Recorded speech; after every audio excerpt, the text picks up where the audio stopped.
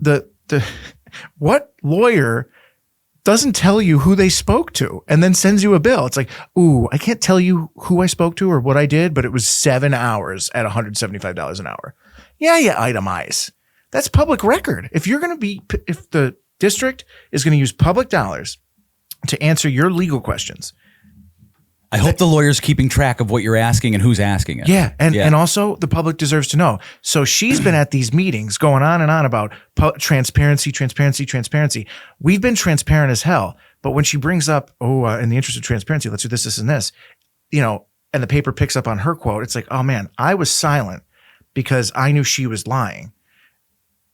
But no one said anything, so she got away with it, and now she's framing the public narrative. And that sucks for me as a director, because it's like, you don't want to give attention to, spoiled children, but you have to respond to them. That's why what you saw at that meeting was a lot of us speaking up and speaking out and correcting the record.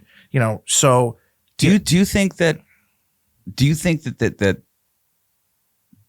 she doesn't think she was lying? Do you think that she thinks she was telling the truth? So you're talking about psychology.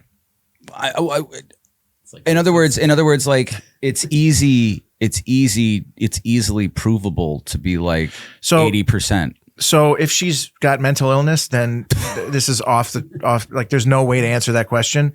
And I am not qualified. How does I don't understand how a lot of the frustration I have with politics is, and a lot of the stuff that top down, whether it's national, the news, all that stuff. It's like a lot of these things are easily, with a couple of searches and reading a couple documents or whatever, you can easily go like, oh, that person's lying. So and if anybody is capable and willing to do that, they can easily be found out that they're being deceitful or mistrusting. So to get into I'm trying to understand why people I feel like I've realized over the last 5 years that there's a lot of claims of gaslighting, but a lot of the people making the claims of gaslighting are they themselves the gaslighters.